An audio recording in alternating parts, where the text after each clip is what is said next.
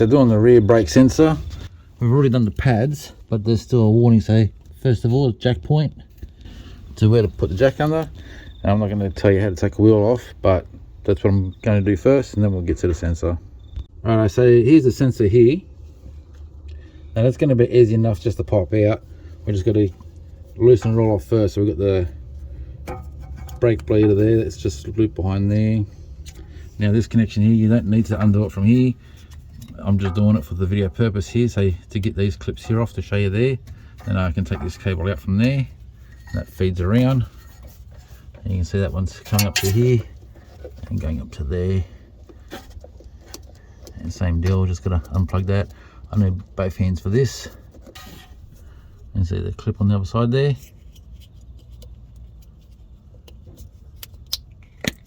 Just like that.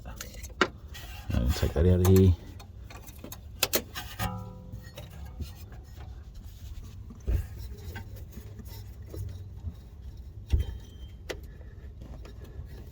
Another clip up there, back there is a little bit harder to reach. Trying to do this at the same time. Anyway, I'm better.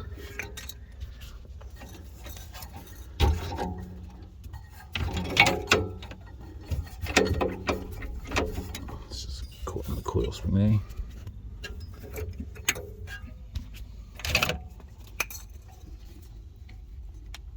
And just pull that out. Easy as that. As I show you here, the front and rear, the connections look the same, but that cable there is much shorter. That's for the front, the long one's for the rear. Other than that, they both got the same connections. So when you're buying the sensor, if you're checking the plugs, they will look the same. Just make sure that it's, you know, if it's for the front, it's the short cable. If it's for the rear, it's the long. It wouldn't really matter if you bought the rear one for the front. It's just don't buy the front one for the rear, because it won't fit. Okay, gonna put this new one on. Same deal, just get it in there, slide it in place, like so. You didn't hear it, but it did. And now I just put the line back around, see how I took it off. Okay, so that's in and that's done. So we'll move to the front now. I'll just put this wheel back on. So front one, same deal, just slides onto the brake pad there, undo it from where the brake bleeder is, around the back here, it just clips on there, and over there as well, and it comes behind this cover here that you just unclip from here, and it comes enough forward so you can get this out from there, unplug it, and replace it. Exactly the same as like doing the rear, just clips a little bit different, but same deal. So after we did the rear brakes, old mate wanted me to do the sensors on his car as well, because the error messages are coming up. We did the rear brakes without a problem, because obviously new pads, the sensors went straight in. Now I just want to show you what we've done here. We jacked up the front of his car to do the front sensors, and we couldn't because his pads are worn right down.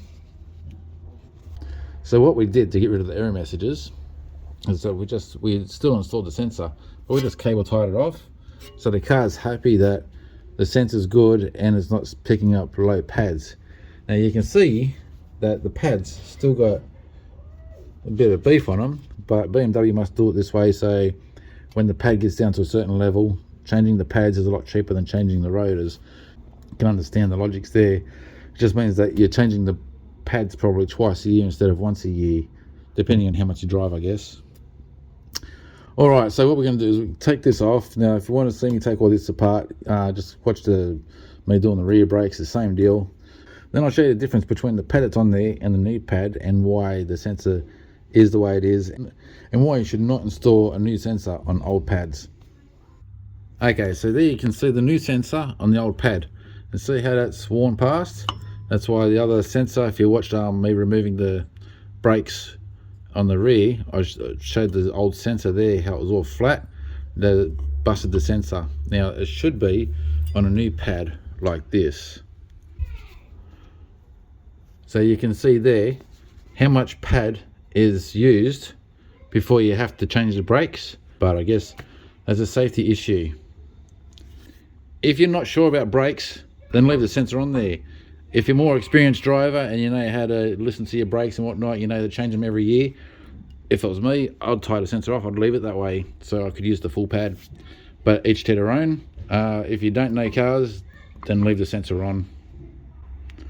Right, so I'll put these pads on now. So yeah, you just need to push that into there. Obviously they've got to be the other way around.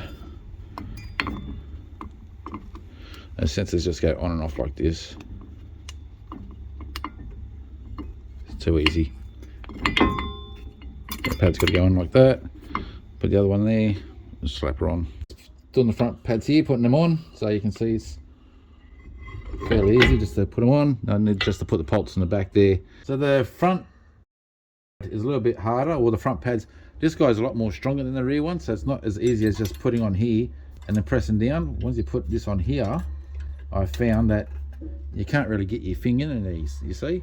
So you have to put it on here first, and then you just have to just leave it around from this point, like so.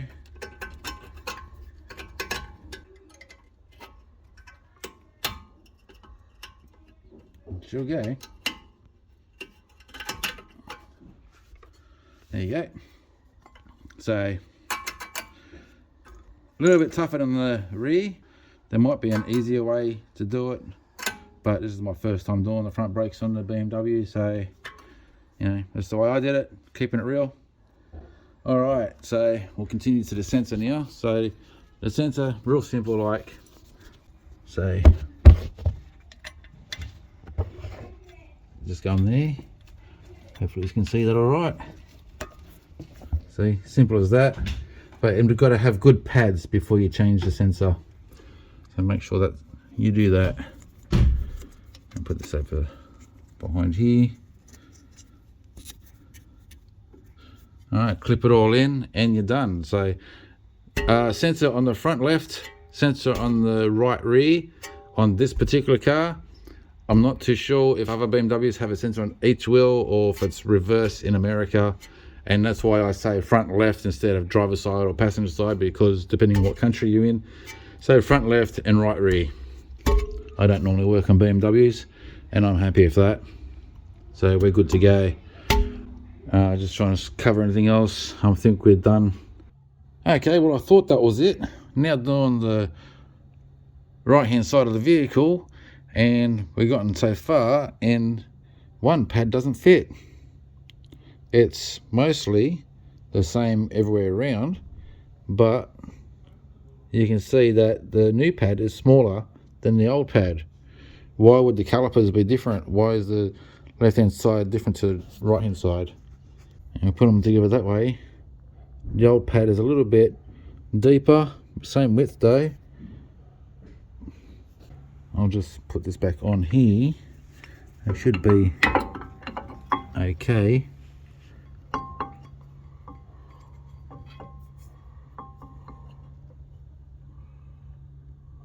Okay there, like that. That's not, so the old pad, you can see, comes down deeper, so we can still use this pad. If I put the old pad back on, just to have a look, you see how that comes all the way down. That's a full coverage of the rotor. This new pad will go on, but it's not covering the full rotor, but no choice, it'll have to do. We just need to shave the ends a little bit so it'll fit onto the caliper. Now I don't like doing this, but there's no choice.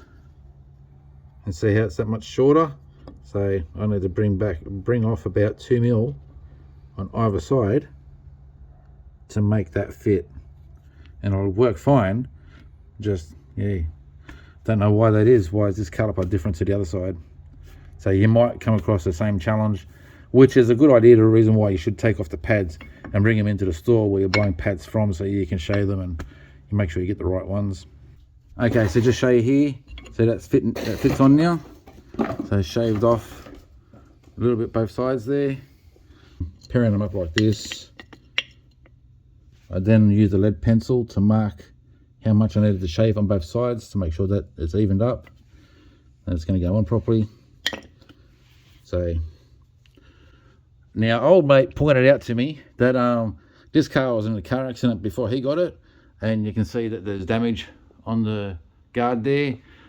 Reason why I had to fix the headlight as well, and there's damage here. So it's possible that the repairs, when they did the repair, they've changed the rotor on this side, and therefore the calipers changed as well. And the lip on the other side here is a lot deeper than this side. So I'd say definitely when this side got repaired, they used a rotor off a different make that fits. Now, old mate was told when he bought the brake pads, there's 3 different brake pads for 3 different rotors. So that's what's probably going on there. That's the only thing that really makes sense why this would be different. Right, so I'm going to put this on, and well, yeah, I'll give you a look with it all put on. And okay, so with this side putting the spring back on, instead of challenging it with the screwdriver like the other side, I just used pliers this time to bend that up. Made it a lot easier to do, so keep that in mind as well. So you can see here the pad's on. You know, it's sitting there nice and comfortably. It doesn't move about. You can see that there. So old mate knows that he's got to track down the right parts to change this caliper over to suit this rotor. But for now, he's back on the road. That's not going to be a drama. All right, well, that's a big lesson learnt there, guys. Okay, and as you can see now, that the front brake pads are done. The full level is right up to the top. It's actually over full now with the back brakes and the front brakes being done. That's why you never fill your reservoir if it's low. It means that your pads are low. All right, cheers.